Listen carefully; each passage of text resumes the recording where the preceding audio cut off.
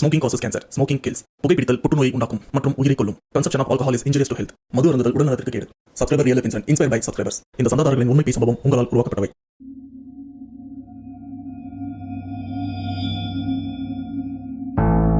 Hi வணக்கம், welcome to back to ரிவைன். Subscriber real life இன்சிடென்ட்ல இன்னைக்கு உங்களுக்காக 2 உண்மை சம்பவத்தோட வந்திருக்கேன். அண்ட் இந்த 2 உண்மை சம்பவத்தோட ஒன்லைன் ஸ்டோரி சொல்லணும்னா, இங்க 2 பேர் வேலையை முடிச்சுட்டு ஒருத்தவங்களும் அண்ட் வேலைக்காக ஒருத்தவங்களும் போய்கிட்டு இருக்கிற வழியில தான் இவங்களுக்கும் பேய் சம்பவம் நடந்திருக்கு. சொல்ல போனா ஒரு டிராவல் டைம்ல நடந்த ஒரு பேய் சம்பவம் அப்படின்னு சொல்லலாம். ஆனா அந்த 2 சம்பவத்திலையும் நீங்க டிராவல் பண்ற மாதிரியே நினைச்சுக்கோங்க, அப்பதான் அது இன்னும் கொஞ்சம் ஹாரர் ஃபீல் கொடுக்கும். பட் அதுக்கு முன்னாடி இந்த மாதிரி பேய் சம்பவம் உங்க லைஃப்ல நடந்திருக்கா?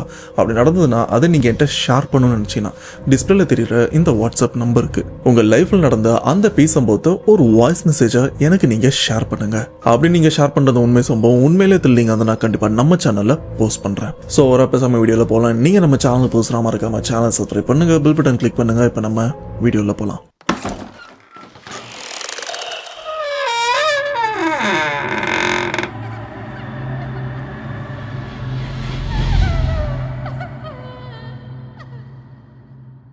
ஓகே, இதுல ஃபர்ஸ்ட் பார்க்க போற உண்மை சம்பவத்தை நமக்கு ஷேர் பண்ண சப்ஸ்கிரைபர். இவங்க நேம் மகா. இவங்க செஞ்சிக்கு பக்கத்துல இருக்கிற அகரமையும் சேர்ந்தவங்க. அட இந்த பேய் சம்பவம் மகா இவங்களுக்கு நடந்திருக்கான்னு கேட்டீங்கன்னா இவங்களுக்கு நடக்கல, இவங்களோட அப்பாவுக்கு தான். கிட்டத்தட்ட ஒரு 18 வருஷத்துக்கு முன்னாடி நடந்திருக்கு. அப்பதான் அவங்க அப்பாவுக்கு கல்யாணம் ஆகி வருஷமும் ஆகுது. அந்த சமயம் அவர் வேலைக்கு போயிட்டு வர நேரத்துலதான் அந்த நடு இரவுல அவருக்கும் ஒரு பயங்கர சம்பவமும் நடந்திருக்கு. சரியா எந்த வருஷம் தெரியல, ஆனா 18 வருஷத்துக்கு முன்னாடி பார்த்தீங்கன்னா இந்த சம்பவத்தை நமக்கு ஷேர் பண்ண மகா. இவங்க அப்பாவுக்கு அந்த சமயம் தான் கல்யாணம் ஆகி ஒரு வருஷமும் ஆகுது. அது நான் ஆரம்பத்திலே சொன்ன மாதிரி செஞ்சிக்கு பக்கத்துல இருக்கிற அகரம் அப்படின்ற ஒரு ஏரியால தான் இவங்களும் வசிச்சுட்டு இருக்காங்க. இதுல அப்பா இவரு செஞ்சில இருக்கிற ஒரு இடத்துல தான் வேலைக்கும் போயிட்டு இருக்காரு. டெய்லி இவங்க ஏரியால இருந்து டைமிங் பஸ், அந்த டைமிங் பஸ்ஸோட டைமிங் என்னன்னு பாத்தீங்கன்னா 1 மணி நேரத்துக்கு ஒரு பஸ் தான் இருக்கும். அதுலயும் ஒரு பிரச்சனை என்னன்னா 7:30 மணி வரைக்கும் பாத்தீங்கன்னா 1 மணி நேரத்துக்கு ஒரு பஸ் இருக்கு. ஆனா 7:30 மணிக்கு கடைசியா ஒரு பஸ் வரும். அந்த பஸ் வந்ததுன்னா அதோட 3 மணி நேரம் கழிச்சு தான் 10:10 தான் ஒரு பஸ்ஸும் வரும். அப்படி வந்த அந்த பஸ் 11 மணிக்கு தான் அந்த இடத்த விட்டும் கிளம்பும். இந்த ஒரு விஷயம் மகா இவங்க அப்பாவுக்கு ரொம்பவே கிளியரா தெரியும். அதுக்கேற்ற மாதிரி மகா அவங்க அப்பாவும் வேலையை முடிச்சுட்டு அந்த டைமிங் பஸ்ல ஏறி தான் இவங்க ஏரியாவுக்கும் போவாரு. இப்படிதான் இவருடைய அன்றாட வாழ்க்கையும் போயிட்டு இருந்திருக்கு. ஆனா அன்னைக்கு ஒரு நாள் இவர் செஞ்சில வேலையை முடிச்சுட்டு கொஞ்சம் வேலை லேட்டா இருக்கு. பட் இருந்தாலும் எவ்வளவு சீக்கிரம் அந்த வேலையை முடிக்க முடியுமோ அவ்வளவு சீக்கிரம் முடிச்சுட்டு அந்த பஸ் ஸ்டாப் வரத்துக்குள்ள பாத்தீங்கன்னா கரெக்டா இவர் அந்த பஸ் ஸ்டாப் வரத்துக்கும் அந்த பஸ் கிளம்பி கொஞ்சம் தூரம் போறதுக்கும் கரெக்டா டைம் ஆகுது. இப்ப அந்த கடைசி பஸ்ஸான 7:30 மணி பஸ்ஸையும் மிஸ் பண்ணிட்டாரு. இதுக்கப்புறம் இவங்க வீட்டுக்கு போறதா இருந்தா அடுத்த 3 மணி நேரம் இந்த இடத்துல தான் வெயிட் பண்ணணும். கடைசியா 10 மணிக்கு மேல ஒரு பஸ்ஸும் வரும். அப்படி வந்த பஸ் அரை மணி நேரம் இங்கதான் இருக்கும். 11 மணிக்கு தான் இந்த இடத்த விட்டும் கிளம்பும் அப்படின்னு மகா இவங்க அப்பாவும் அந்த நைட் இருக்கிற கடைசி பஸ்ஸுக்காகவும் வெயிட் பண்ணிட்டு இருக்காரு. இப்படி 3 மணி நேரத்துக்கு அப்புறம் அந்த பஸ்ஸும் வருது. அதே போலதான் நைட்டு 11 மணிக்கு அந்த பஸ்ஸையும் எடுக்க இவரும் பஸ்ல இவங்க ஏரியாவுக்கு போயிடலாம் அப்படின்னு அப்படியே பொறுமையா பஸ் போயிட்டும் இருக்கு. இப்படி 12 மணிக்கு தான் அகரம் அப்படின்னு சொல்லப்படுற அந்த இடத்துலயும் பஸ் நிக்குது. இவரும் பஸ்ல இருந்து இறங்குறாரு. இப்ப பஸ் ஸ்டாப்ல இருந்து இவங்க வீட்டுக்கு நடந்து போறதுக்கு கொஞ்சம் தூரம் அதிகம். சோ அந்த நைட் டைம்ல அதுவும் நடுராத்திரி நடக்கலாம் அப்படின்னு இவரும் 2 ஸ்டெப் எடுத்து வைக்கிறாரு. 2 ஸ்டெப் எடுத்து வச்சு பார்த்தா பஸ் ஸ்டாப்புக்கு பக்கத்திலேயே ஒரு சுடுகாடும் இருக்கு. பட் இந்த சுடுகாடு பார்த்தெல்லாம் மகா இவங்க அப்பாவுக்கு பயமா அப்படின்னு கேட்டீங்கன்னா பயம்லாம் இல்லை. ஏன்னா எப்பவுமே இந்த வழியா தானே போயிட்டு வந்துட்டு இருக்காரு. பட் நடுராத்திரி அப்படின்னும் போது இவருக்குள்ள ஒரு சின்ன தயக்கம் இருக்கு. அதுக்கு காரணம் அந்த நேரம் அந்த சுடுகாட்டுக்குள்ள ஒரு பிணமும் எரிஞ்சிட்டு இருக்கு. பட் அந்த பிணத்துக்கு பக்கத்துல யாரோ ஒருத்தவங்க நிக்கிறதையும் மகா இவங்க அப்பாவும் பாக்குறாரு. பார்த்தது மட்டும் இல்லாம ஒரு விதமான பதற்றத்தோட தான் அந்த இடத்த கடந்து போகலாம் அப்படின்னு நடந்து போயிட்டு இருக்காரு. அப்படி போய்கிட்டு அந்த சுடுகாட்டையும் சரி சுடுகாட்டுல எரிக்கப்பட்டு இருக்கிற அந்த பிணத்தையும் பக்கத்துல இருக்கிற அந்த நபரையும் பார்க்க, அப்போ அந்த பிணத்துக்கு பக்கத்துல இருக்கிற அந்த நபர் இந்த வழியா போயிட்டு இருக்கிற மகா இவருடைய அப்பாவையும் அப்படியே திரும்பி பார்க்கிறாரு. திரும்பி பார்த்தது மட்டும் இல்லாம டைரக்டா இவரை நோக்கி தான் அந்த சுடுகாட்டை விட்டும் வெளியே வெளியில வராரு.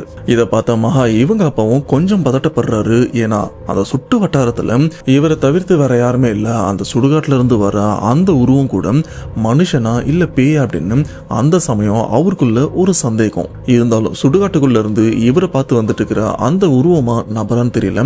அவரு நம்ம கிட்ட வரதுக்கு முன்னாடி இந்த இடத்த விட்டு கடந்து போயிடலாம் அப்படின்னு இவரும் வேகமா நடக்க ஆரம்பிக்க, பட் அதுக்குள்ள அந்த சுடுகாட்டுக்குள்ள இருந்து அந்த உருவமா இல்ல நபரா தெரியல வெளியிலயும் வந்துட்டு இருக்காரு. வெளியில வந்தது மட்டும் இல்லாம ஒரு மாதிரி பார்வையோட இந்த இரவுல வந்துட்டு இருக்கிற அப்பா இவரை பார்த்து, தம்பி இந்த நேரம் எங்க போற அண்ட் எங்க இருந்து வர அப்படின்னு கேட்க, அண்ட் இவரும் ஒரு மாதிரி பயத்தோட, இல்லைங்க அகரத்துல பர்டிகுலரா இந்த ஏரியால தான் வீடு இருந்துட்டு இருக்கு, வேலையை முடிச்சுட்டு வரதுக்கு லேட் ஆயிருச்சு அண்ட் பஸ்ஸையும் மிஸ் பண்ணிட்டேன், கடைசி பஸ்ஸை பிடிச்சிதான் இப்ப வரேன், அதனால தான் லேட் அப்படின்னு சொல்லும் போது அப்ப அந்த நபர் ஒரு மாதிரி ஏத்த இறக்கமா பாக்குறாரு.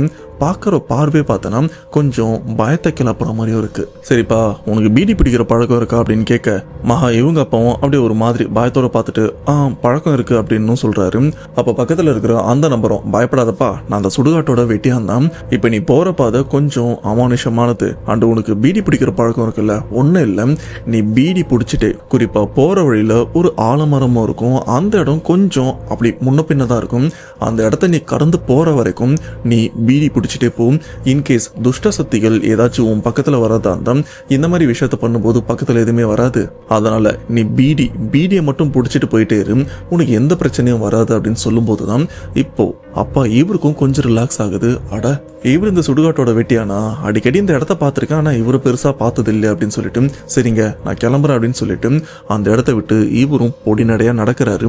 அண்ட் பாக்கெட்ல வச்சிருந்த அந்த பீடி கட்டை எடுத்து பத்த வைக்கவும் ஆரம்பிக்கிறாரு. இப்படி பத்த வச்சுக்கிட்டு மனசுல ஒரு விதமான பயத்தோட தான் போறாரு. ஏன்னா இதுக்கு முன்னாடி இந்த மாதிரி நடு ராத்திரியில வேலையை விட்டுட்டு இந்த பக்கம் வந்தது கிடையாது, இருட்டுறதுக்கு முன்னாடி வீட்டுக்கு வந்துருவாரு. இப்படி தனியா பீடி பிடிச்சிட்டு போயிட்டே இருக்கிற இந்த இடத்துல பார்த்தோன்னா வெளிச்சம் ஓரளவுக்கு தான் இருந்துட்டு இருக்கு, கும்மிருட்டுலாம் இல்ல, ஓரளவுக்கு வெளிச்சமும் இருந்துட்டு இருக்கு. இன்கேஸ் எதிர்க்க யாராச்சும் ஆள் வந்தாங்கன்னா தெளிவா தெரிவாங்க, அந்த அளவுக்கு ஒரு வெளிச்சமும் இருக்கு. இப்படி பீடி பிடிச்சிட்டு போயிட்டே இருக்காரு. அப்போ தூரத்துல அந்த பெரியவர் சொன்ன மாதிரி ஒரு ஆலமரமும் இருக்கு. அந்த மரத்தை பார்த்த உடனே இவருக்குள்ள தானா ஒரு பயமும் உருவாகுது. ஏன்னா நைட் டைம்ல இந்த மாதிரி பெரிய மரத்தை தனியா பாக்குறது கண்டிப்பா பயம் தரும். ஆனா இந்த பெரியவர் அந்த மரத்தை கடந்து போற வரைக்கும் கொஞ்சம் முன்ன பின்னதான் இருக்கும். அண்ட் நீயும் பீடி பிடிச்ச மாதிரியா அந்த இடத்த தாண்டி போயிரு, எதுவும் பிரச்சனை இருக்காது அப்படின்னு சொல்லியிருக்காரு. அப்பனா உண்மையிலேயே அங்க பிரச்சனை இருக்குல்ல அப்படின்னு இவருக்குள்ள ஒரு பதற்றமும் இருக்கு, அந்த இடத்த கடந்து போலான்னு ஒரு தயக்கமும் இருக்கு. ஆனா வீட்டுக்கு போய் தான் ஆகணும் அப்படின்னு இவரும் நடந்து போயிட்டே இருக்க ஓரளவுக்கு அந்த ஆலமரத்துக்கிட்டே வந்துடுறாரு. இதுக்கு முன்னாடி அந்த ஆலமரத்துல எந்த விதமான அசைவுமே இல்லை. ஆனா இவர் கொஞ்சம் கிட்ட வந்ததுக்கு அப்புறம் பார்த்தீங்கன்னா அந்த ஆலமரத்துல இருக்கிற ஒரு விழுது பகுதியில பார்த்தீங்கன்னா யாரோ அதை பிடிச்சிட்டு தொங்குற மாதிரி அந்த விழுது இங்கேயும் அங்கேயும் ஆடிட்டே இருக்க, சரி அது காத்துல தான் ஆடும் அப்படின்னு இவரும் நினைச்சிட்டு இன்னும் 2 ஸ்டெப் எடுத்து வச்சா அப்பதான் இவரும் யோசிக்கிறாரு, காத்தும் அடிக்கல, அப்படி காத்தே அடிச்சிருந்தாலும் அங்க இருக்கிற மற்ற விழுதெல்லாம் ஆடணும்ல, இது யாரோ அந்த விழுதை பிடிச்சி தொங்குற மாதிரி ஒரு வெயிட்டில் இங்கேயும் அங்கேயும் ஆடுது, என்னவா இருக்கும் அப்படின்னு இன்னும் 2 ஸ்டெப்பு முன்னோக்கி நடந்து என்னன்னு பார்த்தா அதில் யாரோ ஒருத்தவங்க பிடிச்சி தொங்கிட்டும் இருக்காங்க, தொங்கிட்டு இங்கேயும் அங்கேயும் ஆடிட்டும் இருக்காங்க. இதை பார்த்தா அப்பா இவருக்கும் ஒரு விதமான பயம் அதிகரிக்கவும் ஆரம்பிக்குது. மேபி இந்த ஏரியா சேர்ந்தவங்க பக்கத்து ஏரியா சேர்ந்தவங்க யாராச்சும் இந்த மாதிரி பண்ணிட்டு இருப்பாங்களோ அப்படின்னு நினச்சிதான் இவரும் சாதாரணமாக இருக்காரு.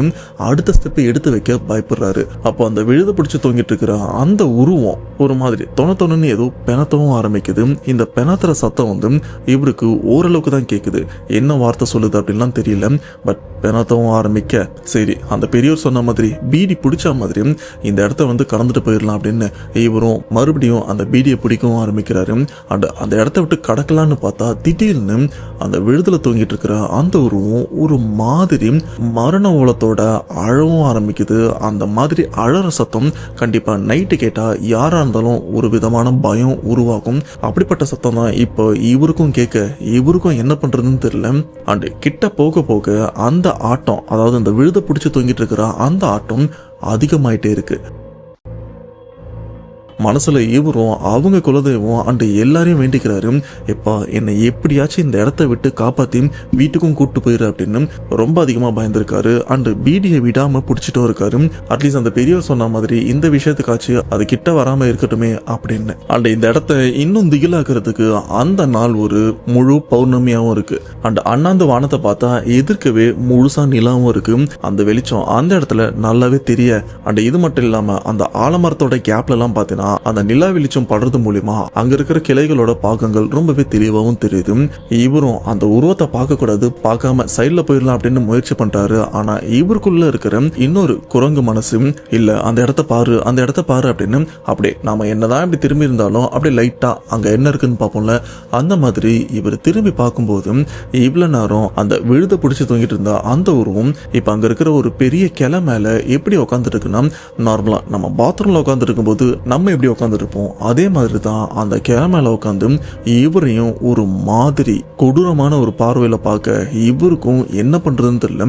மனசுல எல்லா கடவுளையும் வேண்டிட்டு அந்த இடத்தை விட்டு ஓடவும் ஆரம்பிக்கிறாரு. இப்படி ஓட ஆரம்பிச்சவரு ரொம்ப தூரமா ஓடுறாரு. அப்படி ஓடினதுக்கு அப்புறம் இவங்க ஏரியா கிட்ட பாத்தீங்கன்னா ஒரு பெரிய கிணறும் இருக்கு. அந்த கிணத்துல இதுக்கு முன்னாடி இந்த தற்கொலை பண்ணிக்கணும் அப்படின்னு நினைக்கிறவங்க நிறைய பேர் அந்த இடத்துல குதிச்சு இறந்தும் போயிருக்காங்க.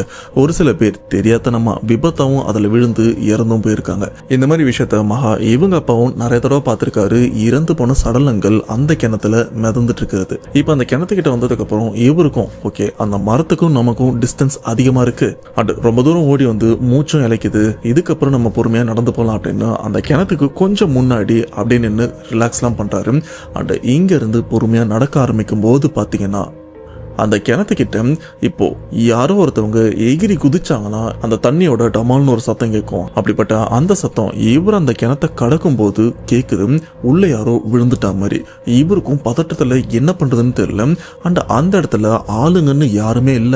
அப்படி இருக்கும்போது என்ன விழுந்திருக்கும் அப்படின்னு இவரும் ஒரு 2-3 செகண்ட் அந்த இடத்துல நின்று யோசிக்கவும் ஆரம்பிக்கிறாரு. சரி இதுக்கப்புறம் நாம இங்க இருக்க வேண்டாம், இந்த இடத்த விட்டு கிளம்பிடலாம் அப்படின்னு அந்த ஒரு ஸ்டெப்பை எடுத்து வைக்கும் போது பாத்தீங்கன்னா அந்த கிணத்து தண்ணியில ஏதோ ஒண்ணு மிதங்குற சத்தமும் கேக்குது. அப்படி மிதங்கும் போது தண்ணி ஒரு மாதிரி சத்தம் கேட்கும் பாத்தீங்களா, அந்த சத்தம் இவருக்கு அந்த நடு இரவுல நிசப்தமான அமைதியில ரொம்பவே தெளிவா கேட்க, அப்ப இவருக்குள்ளே யோசிக்கிறாரு ஒருவேளை ஏதாச்சும் மிருகம் ஆடு மாடு எதனா தண்ணியில விழுந்துருச்சோ அப்படின்னு. சரி இதெல்லாம் நாம எட்டி போய் பாக்குறதுக்கு நேரம் இல்ல, ஏதேதோ பிரச்சனை நடக்குது, இந்த இடத்த விட்டு நம்ம முதல்ல தப்பிச்சா போதும் அப்படின்னு மறுபடியும் அந்த கிணறு இருக்கிற அந்த இடத்த விட்டு அப்படி நகரலான்னு பார்த்தா கிணத்துல இருந்து ஒரு குரலும் கேக்குது, திருமலை பீடி இருந்தா கொடுத்துட்டு போப்பா அப்படின்னு. இப்படிப்பட்ட ஒரு அமானுஷமான குரல் அந்த கிணத்துல இருந்து கேட்டதுக்கு அப்புறம் மகா இவங்க அப்பாவுக்கும் என்ன பண்றதுன்னு தெரியல. அண்ட் இவருடைய இதயமே வெளியில வந்து பயங்கரமா துடிக்கிற மாதிரி ஒரு உணர்வும் இவருக்கு இருந்திருக்கு. அந்த அளவுக்கு பயங்கரமா பயந்துருக்காரு. மறுபடியும் இந்த இடத்துல ஓட்டம் எடுத்தவரு ரொம்பவே வேகமா ஓடுறாரு உயிர் பயத்தோட. அப்படி ஓடினவரு எங்கேயுமே நிக்கல, டைரக்டா அவங்க வீட்டுக்கும் வராரு. அப்படி வீட்டுக்கு வந்தவரு வீட்டுல இப்ப யார் யார் இருக்கான்னா கணவன் மனைவி அண்ட் அவங்களுக்கு ஒரு குழந்தையும் இருக்காங்க. 2வது குழந்தை, அதாவது இந்த சம்பவத்தை நமக்கு பண்ண மகா அவங்க அந்த சமயம் 2 மாச கருவா இருந்துட்டு இருக்காங்க அவங்க அம்மா வயத்துல. சோ மொத்தமா வீட்டுல 3 பேர் தான் இருந்துட்டு இருக்காங்க, கணவன் மனைவி அவங்களுடைய 1 வயசு பையன். இதுக்கப்புறம் வீட்டுக்கு வந்தவர் சாப்பிட்டுட்டு தூங்குறாரு. அப்படி தூங்கிட்டு இருக்கிற கொஞ்ச நேரத்துல பாத்தீங்கன்னா அந்த 1 வயசு பையன் அவங்க பையன் அழவும் ஆரம்பிக்கிறான். அவங்களுக்கும் புரிஞ்சது ஓகே பசியில் அழறான் போல இருக்கு அப்படின்னு அம்மா இவங்களும் எந்திரிக்கிறாங்க. அண்ட் வீட்டுல இருக்கிற சாப்பாட்டை அவங்க 1 வயசு பையனுக்கு ஊட்டி விட்டுட்டும் இருக்காங்க. அந்த நடுராத்திரியில அப்படி ஊட்டி விட்டுட்டு இருக்கும் போது பாத்தீங்கன்னா திடீர்னு இந்த வீட்டோட கதவை யாரோ தட்டுறாங்க. இந்த கதவை தட்டுற விஷயம் இந்த சம்பவத்தை நமக்கு ஷேர் பண்ண மகா அவங்க அப்பாவுக்கும் தெளிவா கேட்டிருக்கு. சரி மனைவி பையனுக்கு சாப்பாடு ஊட்டிட்டு இருக்காங்க, நம்ம போய் என்னன்னு பார்க்கலாம் அப்படின்னு இவரும் சாதாரணமா எந்திரிச்சு போயிட்டு கதவை திறந்தும் பார்க்கறாரு. பார்த்தா அந்த இடத்துல அப்படியே உறைஞ்சு போய் நிக்கிறாரு. ஏன்னா வெளியில் நிக்கிறது ஒரு பெண். அந்த பெண் யாருன்னு தெரியல, ஆனா உடம்பு முழுக்க வெளுத்து போயிருக்கு. ஒரு விதமான சாம்பல் கலர்ல புடவையும் கட்டியிருக்காங்க. அந்த தலை ஃபுல்லா நல்லா விரிச்சம் விட்டுருக்காங்க. அவங்க வாயிலிருந்து ரத்தமா வலிஞ்சிட்டு இருக்கு. அப்படிப்பட்ட உருவத்தை நைட்டு நீங்க பாத்தீங்கன்னா எப்படி ரியாக்ட் பண்ணுவீங்க? ஒரு விதமான மரண பயத்தை கண்டிப்பா ஃபீல் பண்ண முடியும். அதே பயத்தோட தான் இவரும் அந்த உருவத்தை பார்க்க அடுத்து என்ன பண்றதுன்னு தெரியாம அவரால் கத்தக்கூட முடியல. உடனே கதவை அப்படியே இழுத்து மூடுறாரு. மூடினவரு குழந்தை மனைவி இவங்க 2 பேரு கூடயுமே நைட்டு உட்காந்தவர் தான் அந்த இடத்த விட்டு அசைய கூட இல்லை. ஆனா அந்த நைட்டு ஃபுல்லா இவர் வெளியில பார்த்த அந்த உருவத்தோட தொல்லை ரொம்பவே அட்டுழியம் பண்ணியிருக்கு. கதவை தட்டுறதா இருக்கட்டும், இவங்களை தொந்தரவு பண்றதா இருக்கட்டும், இந்த மாதிரி நிறைய விஷயங்கள் நைட்டு ஃபுல்லா நடந்திருக்கு. ஆனால் இப்போ வரைக்கும் அவருக்கு என்ன பண்ணுறது, எதனால் இந்த விஷயம் நடக்குது அப்படின்னு கூட சுத்தமாக தெரியல. இப்படி பொழுது விடிச்சதுக்கப்புறம் தான் அந்த நடமாட்டம் கொஞ்சம் கொஞ்சமாக குறைஞ்சி அதுக்கப்புறம் தான் இவங்களும் தூங்க ஆரம்பிச்சிருக்காங்க. இப்படி பொழுது விடிஞ்சதுக்கப்புறம் வீட்டில் இருக்கிற எல்லாருமே எந்திரிக்கிறாங்க. இந்த விஷயத்தை பற்றி பக்கத்தில் இருக்கிற யாருக்கிட்டுமே எதுவும் சொல்லலை, கேட்கவும் இல்லை. அண்ட் அப்பா இவரும் வேலைக்கு டைம் ஆகுது அப்படின்னு வழக்கம் போல் இவரும் வேலைக்கு கிளம்பிடுறாரு. அண்ட் அன்னைக்கும் இவருக்கு நல்லா தெரியும் இன்னைக்கும் வேலை லேட்டாக தான் முடியும். அதே போல் நைட் அந்த 11 மணி பஸ்ஸில் தான் வீட்டுக்கும் வர முடியும். இதனால இங்கிருந்து நம்ம சைக்கிள்ல பஸ் ஸ்டாப் வரைக்கும் போயிடலாம். ஏன்னா பகல்ல பிரச்சனை இல்லை, நடந்து போயிடலாம். நைட் வரும்போது தான் பிரச்சனையா இருக்கு. நைட் அந்த பஸ் ஸ்டாப்ல இருந்து சைக்கிள்ல ஈஸியா வீட்டுக்கு வந்துடலாம் அப்படின்னு அந்த சைக்கிளை அந்த பஸ் ஸ்டாப் பக்கத்துல இருக்கிற தெரிஞ்சவங்க வீட்லயும் விட்டு இப்ப வேலையை முடிச்சுட்டு அதே மாதிரி தான் அந்த 7:30 மணி பஸ்ஸை மிஸ் பண்ணிடுறாரு. அண்ட் அதுக்கேற்ற மாதிரி அந்த 11 மணி பஸ் பிடிச்சி 12 மணிக்கு இவங்க ஏரியாவுக்கும் வந்து அந்த பஸ் ஸ்டாப்ல இருந்து அந்த சைக்கிள்ல அப்படியே வீடு வரைக்கும் மிதிச்சுட்டு வந்துடலாம் அப்படின்னு அது பொறுமையா அதே அமானுஷமான இடத்துல வந்துட்டு இருக்கும்போது இவர் சைக்கிள்ல தானே போறாரு. கரெக்டா இவர் சைக்கிள்ல போறதுக்கு கொஞ்சம் முன்னாடி பாத்தீங்கன்னா ஒரு 2 பெண்கள் நடந்து போய்கிட்டு இருக்காங்க. இவர் அந்த 2 பெண்கள் அப்படி கடக்கும் போது பாத்தீங்கன்னா அந்த 2 பெண்களும் இவரை வண்டி நிறுத்த சொல்றாங்க. நிறுத்த சொல்லி என்னென்ன இந்த நேரம் எங்க போறீங்க அப்படின்னு கேட்க, இல்லம்மா இங்கதான் வீடு இருக்கு அப்படின்னு இவரும் சொல்ல, ஆனா இந்த மாதிரி நேரத்துல இந்த வழியா போகாதீங்க, இந்த வழி கொஞ்சம் ஒரு மாதிரி அண்ட் இந்த இடத்துல நிறைய அமானுஷமான விஷயங்களும் நடந்துட்டு இருக்கு, ஸோ தயவு செஞ்சு இந்த வழியா போகாதீங்க அப்படின்னு அவங்களும் சொல்ல, பட் இவருக்கும் அந்த ஒரு விஷயம் நல்லாவே தெரியும். ஆனா என்ன பண்றது, எங்க வீடு இந்த பக்கம் தான் இருக்கு அப்படின்னு இவரும் மனசுல நினைச்சுக்கிறாரு. சரிம்மா நான் பாத்துக்கிறேன் அப்படின்னு சொல்லிட்டு இவரும் அந்த 2 பெண்களை கடந்து மறுபடியும் சைக்கிள்ல வராரு. மறுபடியும் அந்த ஆலமரத்துக்கிட்ட இவரும் வந்துட்டு இருக்கும்போது அந்த இடத்துல ஒரே ஒரு பெண் நடந்துட்டு போயிட்டு இருக்கிறதும் பாக்குறாங்க. கொஞ்சம் தூரத்துல இருந்து பார்க்கும்போது இவருக்கும் இது என் மனைவி மாதிரி இருக்கு, இந்த இடத்துல இவன் எங்க போறா அப்படின்னு இவரும் கொஞ்சம் வேகமா அந்த பெண் கிட்டயும் போறாங்க. அதுக்கேற்ற மாதிரி அந்த பெண்ணும் கர்ப்பமா தான் வந்துட்டு இருக்காங்க. இவரும் அந்த சைக்கிளை கிட்ட போய் நிறுத்திட்டு இந்த நேரத்துல இங்க என்ன பண்ற அப்படின்னு கேட்கும் போதுதான் அவங்களும் திரும்பி பாக்குறாங்க. திரும்பி பார்த்ததுக்கு அப்புறம் தான் இவங்களுக்கே தெரியுது, சாரிங்க தூரத்துல இருந்து பார்க்கும்போது என் மனைவி மாதிரி இருந்தது, சரிங்க கர்ப்பமா இருக்கிற இந்த நேரத்துல தனியா அதுவும் இந்த நடுராத்திரி எங்க போறீங்க அப்படின்னு கேட்க, அவங்களும் இந்த வழியா தான் வீடு இருக்கு அப்படின்னு சொல்லும்போது, சரிங்க தப்பா நினைச்சுக்காதீங்க, நைட்டு நீங்க தனியா போறீங்க, வேணா சைக்கிள் உட்காருங்க, போற வழியில விட்டுரு அப்படின்னு அவரும் சொல்ல, அண்ட் அதுக்கேற்ற மாதிரி அந்த கர்ப்பிணி பெண்ணும் சரிங்க அப்படின்னு சொல்லிட்டு இவங்க சைக்கிள்லயும் ஏறி உட்காந்துடுறாங்க. இப்படி அந்த கர்ப்பிணி பெண்ணை உட்கார வச்சு இந்த இடத்த விட்டு பொறுமையா சைக்கிள் மிதிச்சிட்டும் போறாரு. இன்னும் ஆலமரத்தையும் தாண்டல. இப்படி அந்த ஆலமரத்தை கிட்ட வரும்போது பாத்தீங்கன்னா சைக்கிள் கொஞ்சம் கொஞ்சமா வெயிட் அதிகமாகிறது இவரும் உணர்றாரு. பின்னாடி உட்கார்ந்த அந்த பெண் உட்கார்ந்ததுக்கு அப்புறம் இவராலையும் ஓரளவுக்கு தெம்பாதான் மெரிச்சிட்டு வர முடிஞ்சது. ஆனா கொஞ்சம் தூரம் வந்ததுக்கு அப்புறம், ரொம்ப தூரம்லாம் இல்ல, ரொம்பவே கம்மியான தொலை வந்ததுக்கு அப்புறம் இவரால அந்த சைக்கிளை மிதிக்கிறதுக்கு ரொம்பவே கஷ்டப்படுறாரு. என்ன இதுக்கு முன்னாடி வெயிட் இல்ல, இப்போ ரொம்பவே வெயிட்டா இருக்கு அப்படின்னு பின்னாடி உட்காந்துட்டு இருக்கிற அந்த பெண்ணை அப்படியே திரும்பி பார்த்தா இதுக்கு முன்னாள் நைட்டு இவரோட வீட்டு வாசல்ல ஒரு பெண் தலைவெறி கோலத்தோட வாய் ஃபுல்லா ரத்தமா நைட்டு ஃபுல்லா தூங்க விடாம பண்ணிருப்பாங்களே, அப்படிப்பட்ட உருவம் தான் இப்போ இந்த சைக்கிள் பின்னாடியும் உட்காந்து இவர் ஒரு மாதிரி கொலவெறி பார்வையோட பார்த்துட்டும் இருக்கு. இப்படிப்பட்ட இந்த உருவத்தை சைக்கிள்ல பார்த்ததுக்கு அப்புறம் இவருக்கும் என்ன பண்றதுன்னு தெரியல. கிளியரா தெரியுது இது பேய் தான் அப்படின்னு. அந்த இடத்துல சைக்கிளோட கீழே விழுறாரு. விழுந்ததுக்கு அப்புறம் சைக்கிளும் வேணாம் ஒன்னும் வேணாம் அப்படின்னு அந்த இடத்துல சைக்கிளை போட்டுட்டு ஓட ஆரம்பிச்சவர் தான் பயத்தோட உயிரை கையில பிடிச்சிட்டு இந்த இடத்த விட்டு வீடு வரைக்கும் எங்கேயுமே நிக்காம வீடு வரைக்கும் ஓடி வந்திருக்காரு. வீட்டுக்கு ஒரு பயத்தோட வந்ததுக்கு அப்புறம் அவங்க மனைவியும் பயந்து போறாங்க. எங்க என்னாச்சு, ஏன் இப்படி உடம்புலாம் வேர்த்து போய் இவ்வளவு தூரம் ஓடி வந்திருக்கீங்க, சைக்கிள் என்னாச்சு, என்ன பிரச்சனைன்னு கேட்கும்போது இவரால் எந்த ஒரு விஷயமும் சொல்ல முடியல. பட் நடந்தது ஓரளவுக்கு அவங்க மனைவி கிட்டயும் சொல்லியிருக்காங்க. அது மனைவியும் அந்த இடத்துல சரிங்க ஒன்னும் இல்லை, எதா இருந்தாலும் காலையில பாத்துக்கலாம் அப்படின்னு சொல்லிட்டு அவரையும் கொஞ்சம் ஆஸ்வாசப்படுத்தி அவரை அந்த இடத்துல தூங்க வைக்கிறாங்க. பட் இருந்தாலும் அவரால் தூங்கவும் முடியல. உடம்பு ஃபுல்லா பயங்கரமா வேர்த்திருக்கு. ஒரு பயங்கர பயத்தோட தான் அந்த நைட்டு ஃபுல்லா தூங்க முடியாம இருந்திருக்காரு.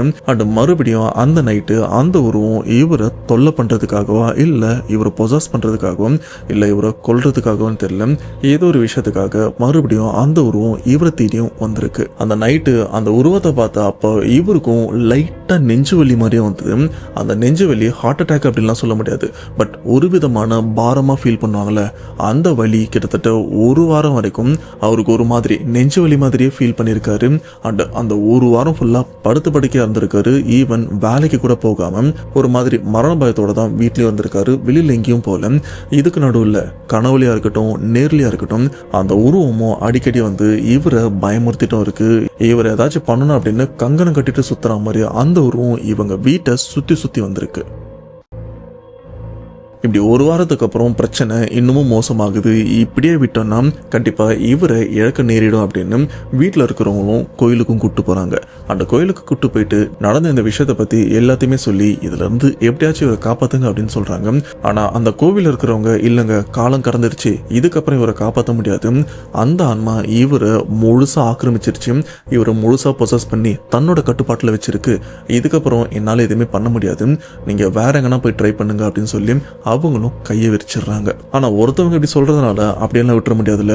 இவங்களும் அக்கம் பக்கத்துல விசாரிக்கும் போது இந்த இடத்துல ஒரு தர்காவும் இருக்கு, அந்த இடத்துல பாய் நல்லா பாப்பாரு, அவர்கிட்ட போய் பார்த்தீங்கன்னா இதெல்லாம் சரி பண்றாரு அப்படின்னு சொன்னதுக்கு அப்புறம் கொஞ்சம் நம்பிக்கையோட கொஞ்சம் நம்பிக்கை இல்லாம தான் இவங்களும் அந்த தர்காவுக்கும் போறாங்க. அங்க போனதுக்கு அப்புறம் பாய் கிட்ட நடந்த எல்லா விஷயத்தையுமே சொல்லும்போது அவருக்கும் கிளியரா புரியுது இவர் முழுசா அந்த ஆன்மா ஆக்கிரமிச்சிருக்கு.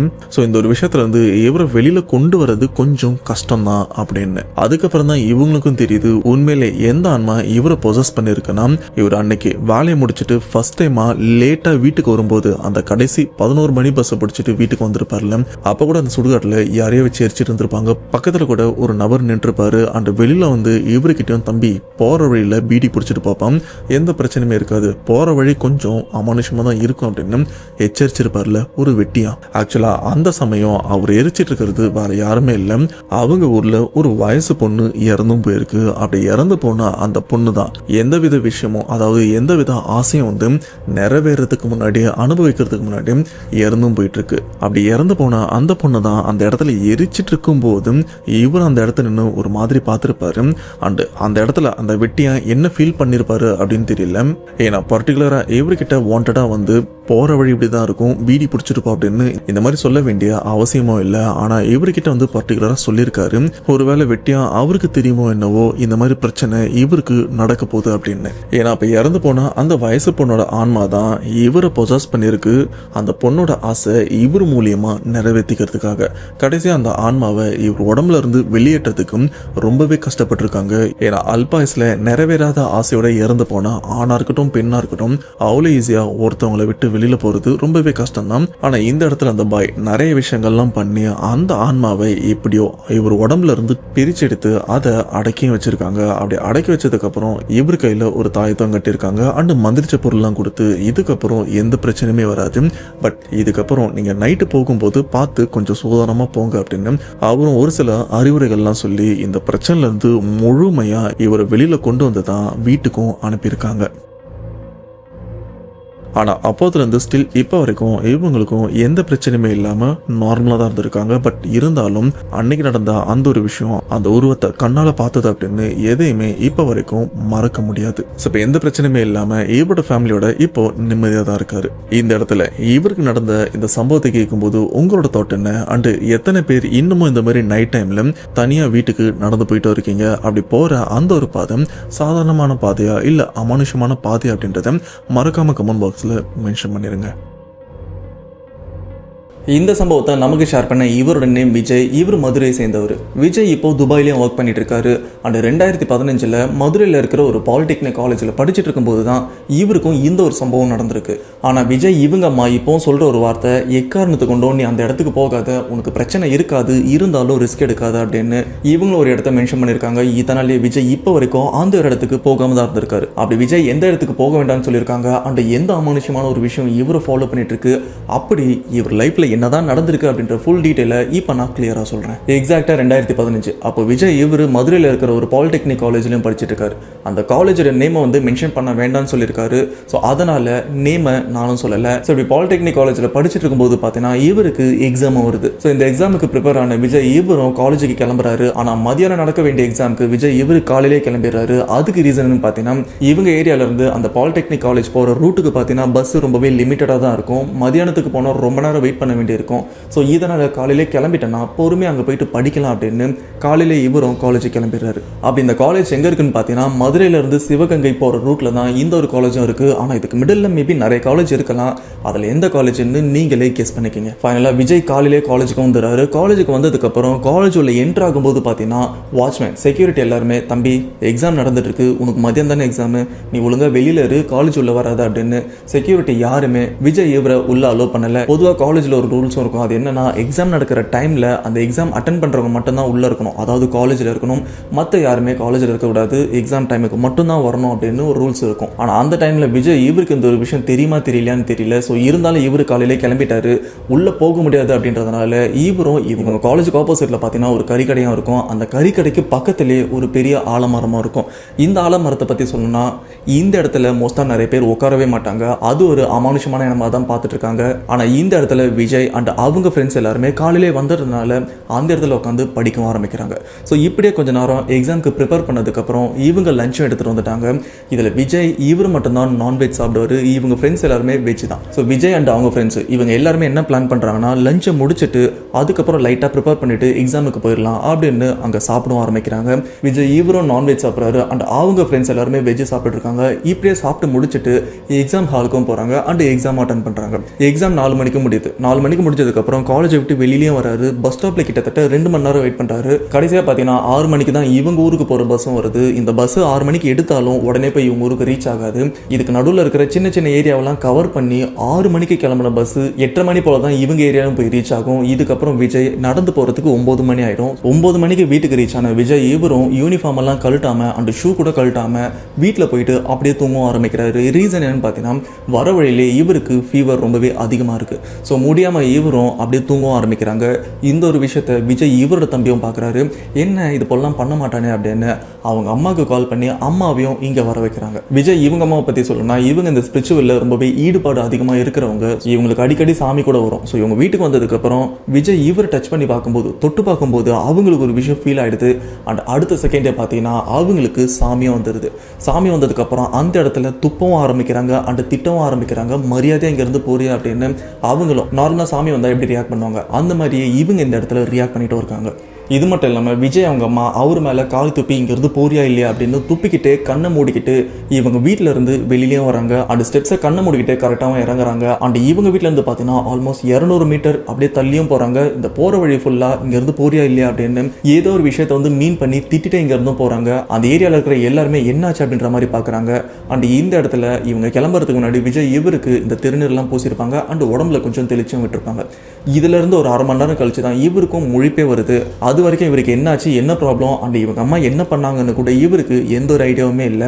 அதுக்கப்புறம் தான் வீட்டில் இப்படி சொல்ல இவருக்கேவோ நமக்கு இப்படிலாம் நடந்திருக்கா அப்படின்னு ஃபீலும் ஆகுது. இதுக்கப்புறம் விஜய் இவர் ரெஸ்ட் எடுத்துட்டு அடுத்த நாள் பழையபடி காலேஜுக்கும் கிளம்புறாரு. காலேஜுக்கும் போயிட்டு எக்ஸாம் அட்டன் பண்ணிட்டு வீட்டுக்கும் வராரு. இவருக்கு எந்த ப்ராப்ளமும் வரல. அப்பதான் விஜய் இவரோட தம்பி இவர்கிட்டையும் கேட்க ஆரம்பிக்கிறாரு, நேற்று என்னாச்சு, நேற்று எங்கே போன அப்படின்னு. அவரோட தம்பி விஜய் கிட்ட கேட்கும்போது இவரும் சொல்றாரு, காலைல நான் காலேஜுக்கு போயிட்டேன்டா, ஆனால் காலேஜ் உள்ள அலோவ் பண்ணல. அதனால எங்கள் காலேஜுக்கு பக்கத்தில் இருக்கிற ஒரு கறிக்கடையும் இருக்குது, அதுக்கு பக்கத்தில் ஒரு பெரிய ஆலமரமும் இருக்குது. அந்த ஆலமரத்துக்கு கீழே தான் நாங்கள் படிக்க ஆரம்பித்தோம். வீட்டிலேருந்து கட்டிட்டு போன சாப்பாடு கூட அங்கே தான் சாப்பிட்டோம். அதுக்கப்புறம் எக்ஸாம் அட்டன் பண்ணிட்டு வீட்டுக்கு வந்தேன், இப்படி ஆயிடுச்சு அப்படின்னு சொல்லும்போது அப்போ தான் இவங்க தம்பியை சொல்கிறாங்க, இல்லைடா உன்னை ஏதோ ஒரு ஆன்மா வந்து ஃபாலோ பண்ணிட்டு வந்துருச்சுன்னு அம்மா சொன்னாங்க, அதனால தான் இவ்வளோ பிரச்சனை அப்படின்னு சொன்னதுக்கப்புறம் இவருக்கு இது ஆன்மாவா அப்படின்னு இவர் டேரெக்டாக அவங்க அம்மாயிட்டையும் போய் கேட்குறாங்க.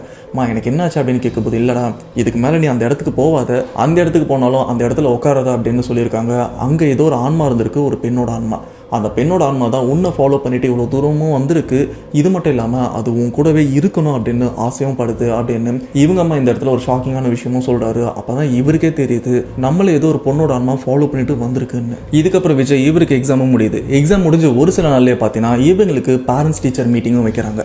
ஸோ இதனால் விஜய் அவங்க அம்மாவை காலேஜுக்கு கூப்பிட்டு போகலாம் அப்படின்னு அவங்க அம்மாவையும் கூப்பிட்டு போகிறாங்க. ஸோ வழக்கம் போல் பார்த்தீங்கன்னா மதியானம் பஸ் கிடைக்காது அப்படின்னு இவங்க காலையிலே சீக்கிரம் கிளம்பிடுறாங்க. அந்த மீட்டிங் எல்லாம் முடிச்சுட்டு அங்கேருந்து பஸ்ஸுக்கு ஒரு மணி நேரம் வெயிட் பண்ணணும் அப்படின்னு இவங்க என்ன பண்ணுறாங்கன்னா அந்த காலேஜ் இருக்கிற ஏரியாலேருந்து ஒரு 2 கிலோமீட்டர் தள்ளி பார்த்தீங்கன்னா அங்கே ரெகுலராக பஸ் வந்துட்டு இருக்கும், வேறு ரூட் வழியாக போகும். ஸோ இதனால் பேரண்ட்ஸ் டீச்சர் மீட்டிங்லாம் முடிச்சுட்டு இவங்க அம்மா என்ன பிளான் பண்ணுறாங்கன்னா, இந்த காலேஜிலேருந்து 2 கிலோமீட்டர் தானே நம்ம நடந்து போயிடலாம் அப்படின்னு இவங்களும் இங்கேருந்து நடக்க பிளான் பண்ணுறாங்க. ஆனால் இந்த 2 கிலோமீட்டர் ரூட் எப்படி இருக்கும்னா சுற்றி வெறும் காடு மட்டும்தான் இருக்கும். இதுக்கு நடுவில் கடைகளும் இருக்காது, அந்த வீடுங்க எதுவுமே இருக்காது, ஒரு பொட்டல் காடு மாதிரி தான் இருக்கும். இந்த 2 கிலோமீட்டர் வந்து இவங்க கிராஸ் பண்ணி அங்கே போனால் தான் பஸ்ஸே கிடைக்கும். இவங்க அம்மாவும் இவங்க பையனை கூட்டிட்டு அந்த ரூட்டில் போயிட்டே இருக்காங்க. அப்படி போகும்போது தான் அந்த இடத்துல வந்து ஒரு ஆலமரமும் இருக்கும். அப்படி அந்த ரூட்டில் போயிட்டு இருக்கும்போது தான் அந்த இடத்துல அந்த பேய் மரம், அதாவது அந்த ஆலமரமும் இருந்துட்டு இருக்கு. இந்த இடத்த இவங்க கிராஸ் பண்ணும்போது பார்த்தீங்கன்னா இவங்க அம்மாவோட ரியாக்ஷன் அப்படியே டோட்டலாக சேஞ்ச் ஆகுது. அந்த மரத்தை பார்த்து ஒரு மாதிரி முறைக்கவும் ஆரம்பிக்கிறாங்க. இந்த முறைக்கிற விஷயம் விஜய் இவருக்கு கொஞ்சம் பயத்தையும் கிளம்புது. இது மட்டும் இல்லாமல் விஜய் இவரோட கையை வந்து ரொம்பவே இறுக்கமாகவும் பிடிச்சிக்கிறாங்க. அண்ட் அவங்களோட கண்ணு அந்த மரத்துக்கிட்ட தான் இருக்கு. அண்ட் ரொம்பவே கோவத்தோட அந்த மரத்தை பார்த்துட்டு விஜய் இவரையும் இங்கேருந்து எப்படியாச்சும் கூட்டு போயிடலாம் அப்படின்னு இழுத்துட்டும் போயிட்டு இருக்காங்க. விஜய் இவர் அவங்க அம்மாட்ட என்னாச்சு அப்படின்னு கேட்கும்போது அவங்க எந்த ரியாக்ஷனுமே கொடுக்கல. ஒரு வழியாக அந்த 2 கிலோமீட்டர் தாண்டி அந்த ஒரு ஏரியாவுக்கும் போகிறாங்க. அங்கே போனதுக்கப்புறம் அப்போ தான் அவங்க அம்மா கொஞ்சம் ரிலாக்ஸ் ஆகி நடந்த விஷயத்தையும் சொல்கிறாங்க. இது போல் உன்னை ஃபாலோ பண்ணிட்டு இருந்தா அந்த ஒரு பெண்ணோட ஆன்மா இப்போவும் அந்த மரத்துக்கிட்ட தான் இருக்குது. அது ஒன்று அடையிறதுக்கும் ட்ரை பண்ணிட்டு இருக்கு. ஆனால் கவலைப்படாத, நான் இருக்கிற வரைக்கும் அது உன் பக்கம் கூட வராது, அதால் உன்னை எதுவுமே பண்ண முடியாது அப்படின்னு அவங்க அம்மா இவருக்கும் ஆறுதல் சொல்கிறாங்க. அந்த ஒரு பாதிப்புலேருந்து விஜய் இப்போ வரைக்கும் மீண்டு வரல. அண்ட் இது மட்டும் இல்லாமல் இவங்க அம்மா இன்னொரு விஷயமும் சொல்லியிருக்காங்க, அந்த பொண்ணோட ஆன்மா உன்னை எதுவுமே பண்ண முடியாது, உன் உடம்பு வந்து பொசஸ் பண்ண முடியாது. அதுக்கு ரீசன் பார்த்தா நம்ம குலதெய்வம். இது மட்டும் இல்லாமல் அன்னைக்கு அந்த ஒரு ஆன்மா உன்னை ஃபாலோ பண்ணிட்டு வரும்போது நம்ம வீட்டில் இருந்து ஒரு 200 மீட்டருக்கு முன்னாடி அது நின்றுச்சு. ஏன்னா அந்த இடத்துல கருப்பசாமி கோயிலும் இருக்குது. இது மட்டும் இல்லாமல் நம்ம வீட்டு வாசலில் காளியம்மனும் இருந்துட்டு இருக்காங்க. ஸோ இந்த 2 இடத்த கிராஸ் பண்ணி அதால் உள்ளே வந்து உன்னை பொசஸ் பண்ண முடியாது. ஆனால் இருந்தாலும் எக்காரணத்துக்கு கொண்டும் நீ அந்த ஆலமரத்துக்கு பக்கம் போகவே கூடாது.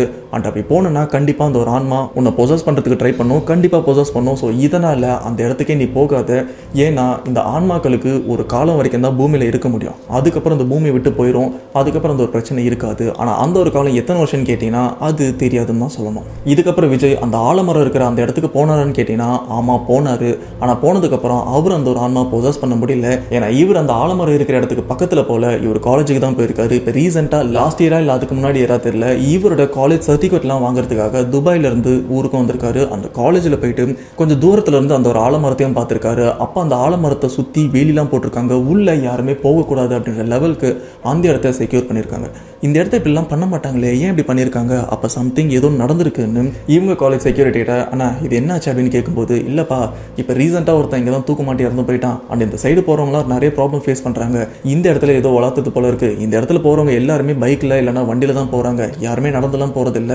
நிறைய பேருக்கு நிறைய ப்ராப்ளம் நடக்கிறதா சொல்லியிருக்காங்க. ஸோ இதனால தான் அது உள்ள யாருமே போகக்கூடாதுன்னு சுற்றி வேலி போட்டாங்க, நீ அந்த பக்கம்லாம் போகாத அப்படின்னு அவரும் வார்ன் பண்ணியிருக்காரு. ஸோ இந்த மதுரையிலேருந்து சிவகங்கை இந்த ரூட்டில் யாராச்சும் இருந்தீங்கன்னா அந்த ஒரு ஆலமரத்தை நீங்கள் பார்த்தீங்கன்னா தயவு செஞ்சு போகாதீங்க. அப்படி போனீங்கன்னா இப்படி தான் ஒரு நிலைமை வரும். இன்கேஸ் நான் போய் எக்ஸ்ப்ளோர் பண்ண போகிறேன் அப்படின்னு நீங்கள் ட்ரை பண்ணுறதா இருந்தீங்கன்னா ட்ரை பண்ணுங்கள். அந்த ஒரு வீடியோ அப்படியே நமக்கு ஒரு காப்பி சென்ட் பண்ணுறேங்க. ஸோ விஜய் இவரோட லைஃப்பில் நடந்த இந்த ஒரு இன்சிடென்ட்டை கேட்கும்போது உங்களோட தோட்டத்தை மறக்காமல் கமெண்ட் பாக்ஸில் மென்ஷன் பண்ணுங்கள்.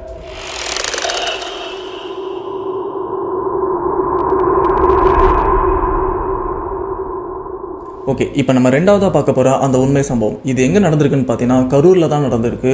கரூரை சேர்ந்த யுவராஜ் அப்படின்றது தான் இந்த ஒரு சம்பவத்தையும் நமக்கு ஷேர் பண்ணியிருக்காரு. ஸோ டேரெக்டாக இவரோட லைஃப்பில் என்ன நடந்திருக்கு அப்படின்றத கிளியராக பார்க்கலாம். யுவராஜா அண்ட் அவர் ஃப்ரெண்டோட ஊரான திருவண்ணாமலைக்கும் போகிறாங்க. சும்மா ஃபன்னுக்காக தான் போயிட்டு வராங்க. அப்படி போனதுக்கப்புறம் அந்த இடத்துல நிறைய இடத்தையும் சுற்றி பார்க்குறாங்க. இது மட்டும் இல்லாமல் அவங்க ஃப்ரெண்டுக்கிட்ட மச்சான் இந்த அமானுஷமான விஷயம்லாம் இருக்கா அப்படின்னு இவரும் எதாச்சும் அவர் ஃப்ரெண்டுக்கிட்ட கேட்க அவரும் இருக்கு மச்சான், எங்கள் ஃபேமிலியில் கூட ஒரு விஷயம் நடந்திருக்கு. அது என்னன்னா இந்த ஏரியாவில் எங்கள் பாட்டிக்கு பேய் பிடிச்சி இறந்தும் போயிருக்காங்க. இது மட்டும் இல்லாமல் அதே ஏரியாவில் 3 குழந்தைங்களும் இறந்து போயிருக்கு அப்படின்னு இவரும் அந்த ஏரியாவில் நடந்த ஒரு விஷயத்தையும் இவர்கிட்ட, அதாவது யுவராஜ் கிட்டையும் எக்ஸ்பிளைன் பண்ண இவருக்கும் அதில் ஒரு கியூரியாசிட்டி இருக்குது. உண்மையிலே இந்த இடத்துல அமானுஷம் இருக்குமா அப்படின்னு இந்த இடத்த எக்ஸ்ப்ளோர் பண்ணுறதுக்காக இவரும் நைட் டைமில் அந்த இடத்துக்கு போகலான்னு பிளான் பண்ணுறாரு. யுவராஜ் இவர் மட்டும் தனியாக அந்த இடத்துல எக்ஸ்ப்ளோர் பண்ணலாம் அப்படின்னு அந்த இடத்துக்கும் போயிருக்காரு. அது ஒரு அக்ரிகல்ச்சர் லேண்ட். அந்த இடத்துல பார்த்தீங்கன்னா நிறைய இந்த முள்ளு மரங்களும் இருந்துட்டு இருக்கு. இவர் அந்த முள்ளு காடுக்குள்ளே போயிட்டே இருக்காரு. அப்படி போயிட்டு இருக்கும்போது பார்த்தீங்கன்னா இவரோட காலை ஏதோ ஒரு விஷயம் சடனாக பிடிச்சி இழுத்த மாதிரி ஒரு விஷயத்தை இவர் ஃபீல் பண்ணுறாரு. ஆனால் அந்த இடத்துல நான் தடிக்கலாம் விழலை, ஆனால் என் காலை ஏதோ ஒரு விஷயம் இழுத்துது, அதை நான் கிளியராக ஃபீல் பண்ணேன் அப்படின்னு இவரும் சொல்கிறாரு. இது மட்டும் இல்லாமல் இப்படியே போயிட்டே இருக்கும்போது பார்த்தீங்கன்னா அந்த இடத்துல இந்த குழந்தைங்க அழுகிற சத்தம் ரொம்பவே கிளியராக கேட்டதை இவரும் மென்ஷன் பண்ணியிருக்காரு. சுற்றி பார்க்கும்போது அந்த இடத்துல ஆளுங்க இருக்கிறதுக்கான எந்த தடயமும் இல்லை. ஆனால் அந்த இடத்துல குழந்தை அழுகிற சத்தம் மட்டும் ரொம்பவே கிளியராக கேட்கவும் ஆரம்பிச்சிருக்கு. அந்த இடம் ஃபுல்லாக இந்த ஒரு சத்தம் எங்கே வருதுன்னு சர்ச் பண்ணிட்டு இருக்காரு. ஆனால் எந்த இடத்துலையுமே யாருமே இல்லைன்னு ஃபீல் பண்ணதுக்கப்புறம் இதுக்கப்புறம் இந்த இடத்துல இருக்கக்கூடாது, சம்திங் இந்த இடத்துல ஏதோ ஒரு அமானுஷமான விஷயம் நடக்குது, ஆனால் அதை நம்ம பார்க்காத வரைக்கும் நல்லது அப்படின்னு இவரும் இங்கேருந்து கிளம்பிடுறாரு. இதுலேருந்து ஒரு 2 நாள் கழிச்சு இவரோட சொந்த ஊரான கரூருக்கும் வந்துடுறாரு. இவங்க ஏரியாவுக்கு வந்ததுக்கப்புறம் நார்மலாக இவரோட லைஃபும் போயிட்டு இருக்கு. அண்ட் அன்னைக்கு நைட்டு பார்த்தீங்கன்னா இவர் சாப்பிட்டுட்டு தூங்கிட்டும் இருக்காரு.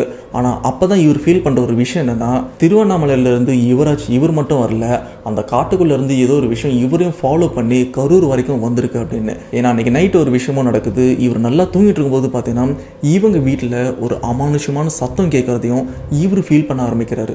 இவரும் படுத்துட்டு அப்படியே முழிச்சு எந்திரிச்சு பார்க்குறாரு, என்ன சத்தம் எங்கேருந்து வருது அப்படின்னு படுத்துட்டே பார்த்துட்டு தான் இருக்காரு. ஆனால் அந்த ஒரு சத்தம் இவர் இருக்கிற அந்த ஒரு சரௌண்டிங்கில் தான் வந்துட்டு இருக்கு. இந்த சத்தத்தை கேட்டதுக்கப்புறம் இவரும் ரொம்பவே பயப்படவும் ஆரம்பிக்கிறாரு.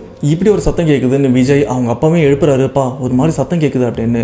பட் அவரு நல்லா தூங்கிட்டு இருக்கனால இந்த ஒரு விஷயம் அவருக்கு பெருசாக தெரியல, நல்லா தூங்கிட்டு இருக்காரு. ஆனால் இருந்தாலும் யுவராஜுக்கு இந்த ஒரு விஷயம் ரொம்பவே டிஸ்டர்பாகவும் இருக்குது, அவரால் தூங்கவும் முடியல. அப்போ தான் சரி நம்ம ஃப்ரெண்டு கால் பண்ணி பேசலாம் அப்படின்னு திண்டிவனம் போன அந்த ஃப்ரெண்டுகிட்ட நார்மலாக பேசிகிட்டு இருக்காங்க.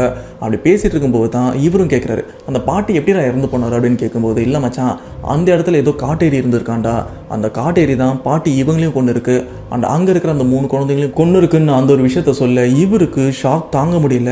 ஏன்னா நைட் டைமில் இப்படிப்பட்ட ஒரு விஷயத்த கேட்டதுக்கப்புறம் உண்மையிலேயே இப்போ நம்மளை சுற்றி அந்த காட்டேரி தான் இருந்துட்டு இருக்கா அப்படின்னு இவருக்கும் அந்த ஒரு தாட் வரவும் ஆரம்பிக்குது. இதுக்கப்புறம் யுவராஜ் அவங்க ஃப்ரெண்டோட அம்மா கிட்டேயும் இந்த ஒரு விஷயத்தை கேட்குறாங்க. அப்போ தான் அவங்களும் இன்னொரு ஷாக்கிங்கான ஒரு விஷயத்த சொல்கிறாங்க. அது என்னன்னா, தம்பி இந்த காட்டேரின்றது வந்து ரொம்பவே மோசமானது, இது ஒருத்தவங்களை பிடிச்சதுன்னா கண்டிப்பாக விடாது, அவங்கள கண்டிப்பாக கொன்னுரும் அப்படின்னு அவங்களும் இவரை பயமுறுத்துற மாதிரி இன்னும் ஒரு சில விஷயத்தையும் சொல்ல இவருக்கு அன்றைக்கி நைட்டு தூக்கம் அவ்வளோதான் போயிடுச்சு. இதுக்கு அடுத்த நாள் இவர் என்ன பண்ணுறாருனா, இவங்க வீட்டில் சொல்லி உடனே இவங்க குலதெய்வம் கோயிலுக்கும் போகிறாங்க, நல்லா ப்ரே பண்ணுறாங்க. அண்ட் இதுக்கான ஒரு சில சேஃப்டியான விஷயம்லாம் பண்ணிட்டு தான் வீட்டுக்கும் வராங்க. அப்படி வந்ததுக்கப்புறம் இவரும் கொஞ்சம் ரிலாக்ஸாக ஃபீல் பண்ணுறாரு.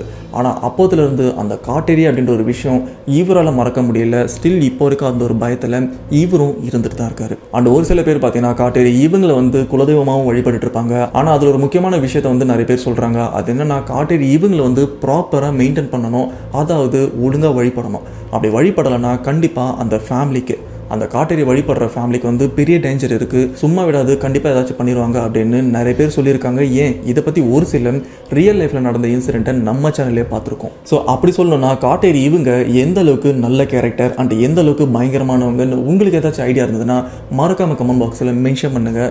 நானும் பார்த்து தெரிஞ்சுப்பேன், நம்ம சப்ஸ்கிரைபர் எல்லாருமே பார்த்து தெரிஞ்சுப்பாங்க. இனி பார்த்த வீடியோ கண்டிப்பாக உங்களுக்கு பிடிச்சிருக்கும். இந்த வீடியோ உங்களுக்கு பிடிச்சினா மறக்காம லைக் பண்ணுங்கள். உங்கள் வேல்யூபிளான கமெண்ட் என்னது வந்து மறக்காம கமெண்ட் பாக்ஸில் மென்ஷன் பண்ணுங்கள்.